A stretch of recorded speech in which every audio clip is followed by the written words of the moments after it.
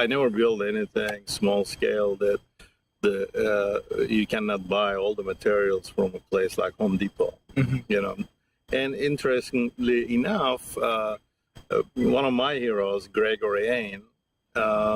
Also, I have a friend who restores all the Gregory Ain houses in LA. Not all of them, but most of them. Architect friend from SciArc days, and I have another old teacher of mine also owns a Gregory Ain house that I'm very familiar with. And I still go to those places today, and they are built in 1939, 1940, 60, 75, almost a century ago. Yeah. And then you look around in those houses, there's nothing that in those houses you can still buy in Home Depot. And they were built like almost a century ago, right? That's very beautiful. But the space and the use of the house, they figured that one out really well. It's universally good design, right? So going back to small scale, large scale, doesn't really make a huge difference conceptually about generating the architectural idea. It has a similar ingredients, similar way of thinking. One is you can make your decisions faster, and you can put more of a personal feel to it because it goes directly to the end user. And the other one, you have a larger amount of questions and gaps that you have to fill in.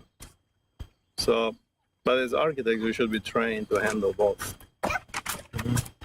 So I also thought that all I want to do a house. I think it's designing a house is a click bite for architects these days, right? Yeah. You know, you first click that, and you want to design a house. It is only natural. You want to impact the way you live. You know, you're already thinking like an architect, and you want to show or provide yourself with architecture first, and then, you know, if you are good, you start to provide it for other people. Yeah. So. Because when you went to small scales, I remember I did a case study on one of your projects, the cabins in Topanga. Topanga, yeah. This is a Mexican version of Topanga. Well, actually, Topanga sounds like a drum, right? Yeah. I heard that Topanga means a sound of drum. Yeah.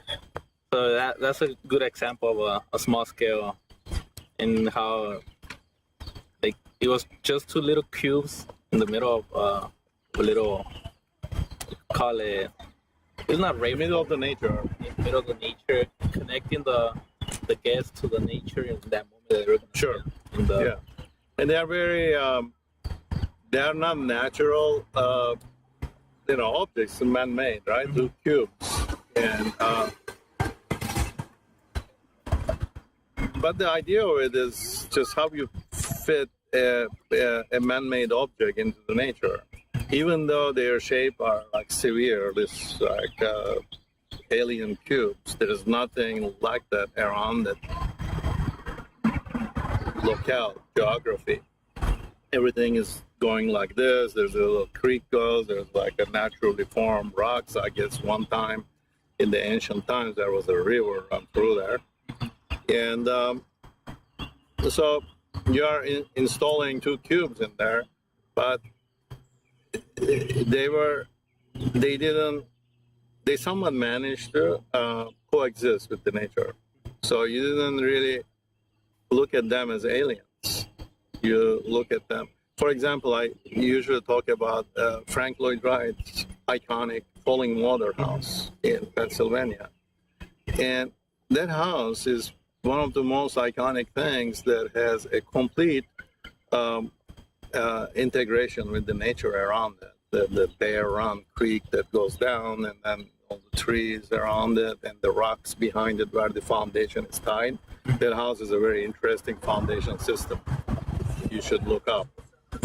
And all that is a very alien shape. It has all this, orthographic lines to it, cantilevers, geometry to it. But you look at the picture, and it's the most fitting, natural form. It just becomes one with the nature. But they couldn't be so much different from one another, right? Yeah. So the Topanga cabins, somewhat I managed to do that. And the other day I was at Wayfarer Chapel, Frank Lloyd Wright's son, Lloyd Wright. So if not more, it's just as talented as his father, famous father. And I went to Wayfarer Chapel in Palos Verdes, and it's the most beautiful structure. You look at it, and it just somewhat manages to disappear. So, yeah, that's the art of architecture. There's a beautiful component of architecture, which is creative, poetic, artistic existence of architecture that we are all attracted to. We all contain that creative relationship with architecture, which is good. That's what makes architecture different. That makes architecture poetic, therefore makes it art form. And that's the artistic side of architecture. And you get to do it. Art as a language? Like in that category, we know that architecture falls because architecture and art are aligned. They're aligned, but they use different vocabulary and different sort of a speak. They have certain relationship, very strong, very intrinsic relationship. It exists. Yet they operate under different circumstances. Therefore, their use of linguistic structures are sometimes very different.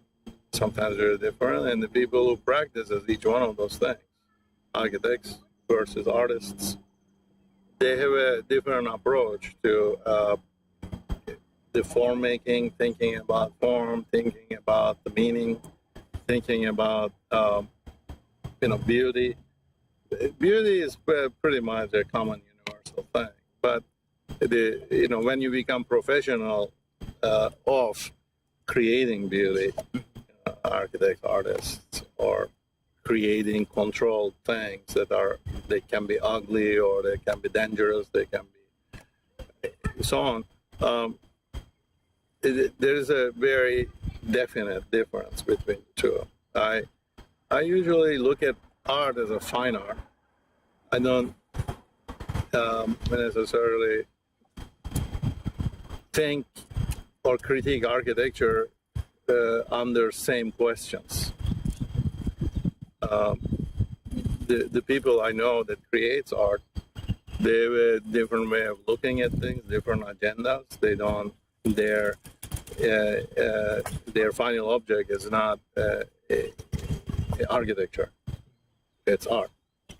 So there's that fundamental difference between the two, the way the two operates or creates its manifestations.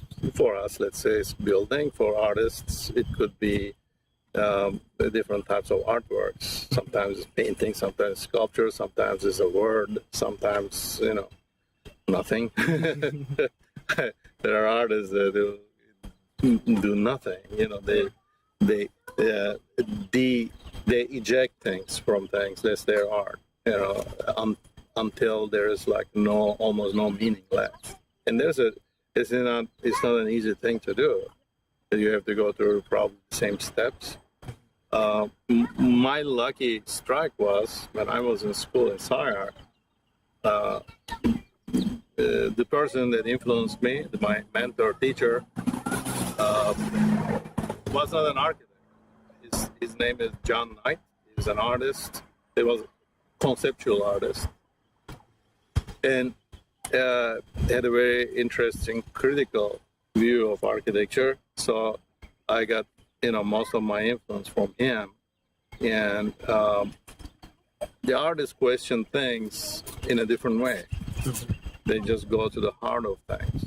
Their conversation is more fundamental about architecture, whereas architects, we want to know everything. We want to know why, how, what did you put in this, mix, why it was like that. Artists, on the other hand, they have more of a, what are you saying? So good linguistic difference between the two. One is ask you, how did you make it? What's in it? And why is it this way? Question after question. You're probably familiar with it, like when you do your final presentation as an architecture student, you have to answer all these rationalities. Whereas the questions in art are different.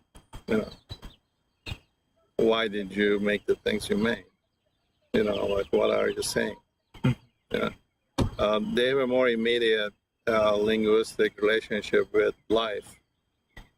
And we have more immediate linguistic relationship with built environment. At the end, they're both about life. Yes. But ours is more of a functional view, more of a reality. Object is something is used, not a mental object. So there are differences. I don't want to get into it. I'm glad you asked a philosophical question. What I tell my students is study architecture any way you can. You found a way, you're studying it, and somebody else goes to USC, they kind of study it in a different way. I prefer, your way of studying. You're in Tijuana. It's an interesting place. Sounds like a very energetic place. You guys are looking at, everyday issues, everyday problems. You're building things as you're talking, doing the walk. Whereas in USC, you're preparing yourself to the success, some kind of a success in, whatever the hell it is, right? But usually it's a business success. So the advice that I have for my students is, you go here, you go there, you go there. But the most challenging part is after you get your diploma, you start to practice architecture and all that. The most challenging and most important part is still keep to your ideals, to the principles, why you became architect in the first place. Right? And that's hard. A lot of ex-students I've seen, they graduate. I used to teach at Cal Poly, at Woodbury, and all those places. And when they come out from school, they get married. They get a job in ABC firm doing, office building somewhere, business parks, or malls, etc., whatever. And then next thing you know, they have a kid. They become consumers. All of a sudden, they stop doing architecture. They start doing service. And they are very client dependent. They have to generate their work all the time. But on the other hand, you're somebody who did all those things, let's say, and you're still feeding your ideals. Okay, that might cause you to do some compromises. You have to give up perhaps certain things. Sometimes not, but most likely you will. Probably, but you will have a clear idea of why you are there still doing architecture. So, and most of the time, that's what I tell my students. Keep your ideals, keep it fresh, don't become too professional. Right? Be a little angry, be a little voiceful, speak against things or speak for things. That's the part that is going to maintain you as an architect.